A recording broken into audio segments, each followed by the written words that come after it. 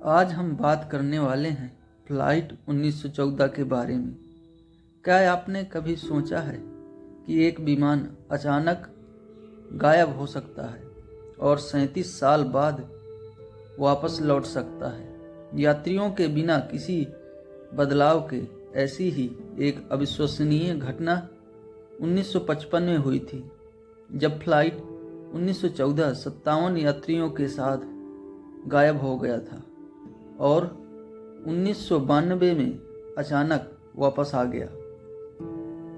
इस रहस्यमयी फ्लाइट 1914 की कहानी ने हवाई यातायात के इतिहास में सवाल खड़े कर दिए। इस कहानी में शामिल है एक भ्रमित विमान चालक, हैरान कंट्रोल रूम कर्मचारी और कई दशक बाद भी सुरक्षित पाए गए यात्री। आगे पढ़िए और जानिए कि आखिर फ्लाइट 1914 का क्या हुआ था। क्या यह वास्तव में समय यात्रा का मामला था या कुछ और ही रहस्य छिपा है? इस अजीबोगरीब कहानी के पीछे आज मैं आपको ऐसे जहाज के बारे में बताऊंगा जो अपनी उड़ान भरने के बाद कुछ ही देर में गायब हो गया था और कई सालों तक उस जहाज का कुछ भी नहीं पता चला।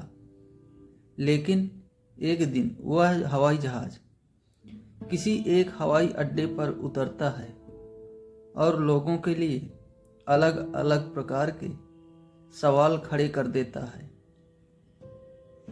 कि यह जहाज इतने सालों तक कहाँ था और उन यात्रियों का क्या हुआ जो इस जहाज में बैठे थे। वैसे तो यह हवाई जहाज़ों के गायब होने की पहली घटना नहीं थी। इससे पहले भी कई बार बरमूडा ट्रायंगल के पास कई हवाई जहाज गायब हो चुके हैं, लेकिन आपको एक ऐसे ऐतिहासिक हवाई जहाज के बारे में बताएंगे जो 37 साल तक गायब रहा। लेकिन एक दिन वह जहाज वेनेजुला के एयरपोर्ट पर उतरता है।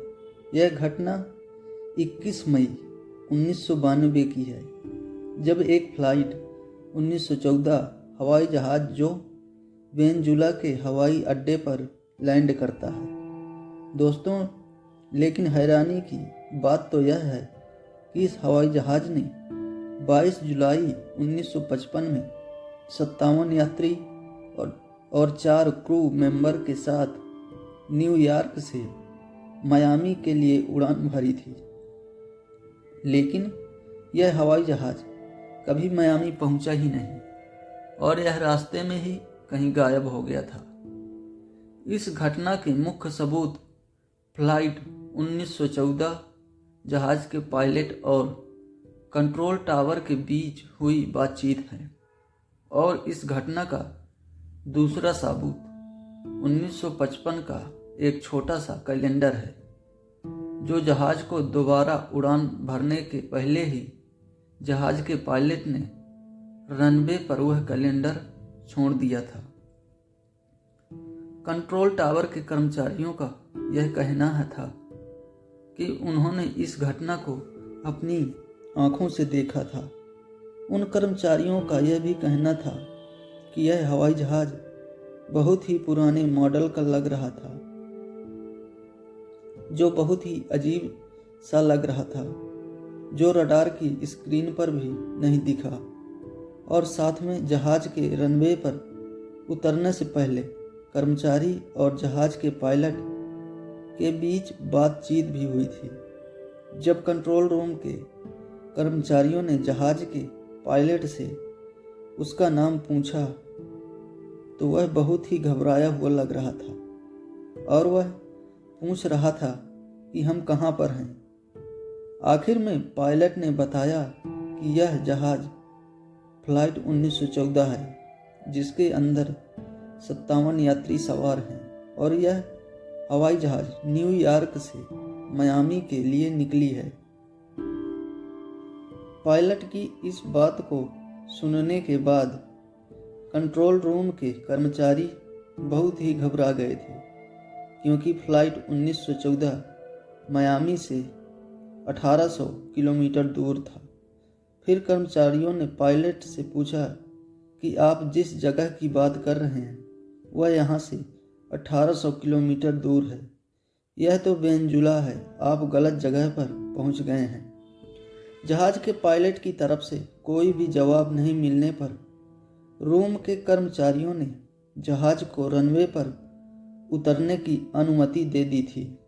फिर जहाज सफलतापूर्वक लैंड कर गया। जैसे ही कर्मचारियों को स्थिति कंट्रोल में है, तब उन्होंने जहाज की आवाज़ सुनी जो अपने साथी पायलट से कह रहा था, देखो यह अजीब सी चीज़ क्या है। जैसे कि उन्हें एयरपोर्ट पर खड़े जेट प्लेन को देखकर हैरानी हुई हो। कंट्रोल रूम के कर्मचारी डॉक्टर डेला कोर्ट के अनुसार हवाई जहाज के पायलट ने बताया कि यह जहाज 1955 में मियामी के इंटरनेशनल एयरपोर्ट पर सुबह 9:55 पर लैंड होना था।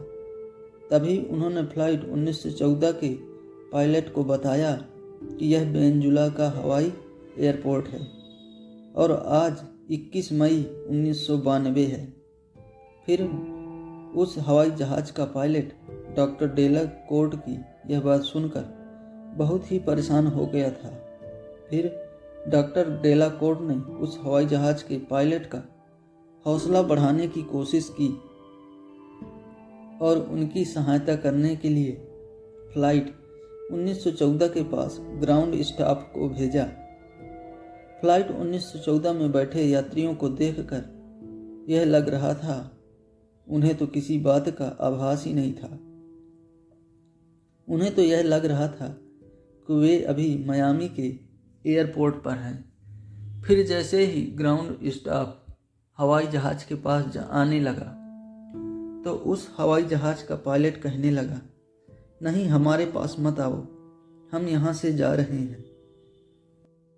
उस एयरपोर्ट के ग्राउंड स्टाफ ने बताया कि उस हवाई जहाज में बैठे यात्रियों को यह देखकर लग रहा था कि वो बहुत ही परेशान थे, जैसे उन्हें समझ ही नहीं आ रहा था कि उनके साथ यह क्या हो रहा है। हवाई जहाज का पायलट दूर से ही हाथ हिलाकर इशारा कर रहा था कि दूर हो जाओ, हवाई जहाज के पास मत आना। डॉक्टर डेला कोड के अनुसार उस पायलट के हाथ में एक फाइल थी जिसे वह हिलाकर इशारा कर रहा था कि पास मत आना, यहाँ से चले जाओ। शायद इसी वक्त उस फाइल में से एक छोटा सा कैलेंडर था। जब पायलट उस फाइल को हिलाकर इशारा कर रहा था कि हवाई जहाज के पास मत आना, तभी वह कैलेंडर उस फाइल से निकलकर नीचे गिर गया था और फिर वह उन्हें मिल गया था। फ्लाइट 1914 हवाई जहाज के पायलट ने अफरा तफरी में उस जहाज का इंजन स्टार्ट किया और वहां से उस जहाज को लेकर उड़ गया। बाद में रेडियो द्वारा रिकॉर्ड की गई वार्तालाप और उस छोटे से कैलेंडर को सरकार ने जब्त कर लिया था। इस घटना का रहस्य अभी तक किसी को पता नहीं चला। जानकारों का यह मानना है कि यह तो कोई चमत्कार था या फिर जहाज टाइम ट्रेवल करता हुआ आ गया। यह बहुत ही परेशान कर देने वाली घटना थी। परेशानी की बात यह नहीं थी कि यह जहाज 37 सालों तक गायब रहा। परेशानी की बात तो यह थी कि जहाज में बैठे हुए यात्री जिस अवस्था में गायब हुए थे उसी अवस्था में वापस मिल गए थे, यानी कि टाइम ट्रैवल का इनके ऊपर कोई भी असर नहीं हुआ। वास्तव में बहुत ही रहस्यमय और अजीबोगरीब एक विमान और उनके सभी यात्री कई दशकों तक लापता रहना और एक दिन फिर अचानक से किसी दूसरे हवाई अड्डे पर उतर जाना सामान्य बात नहीं है।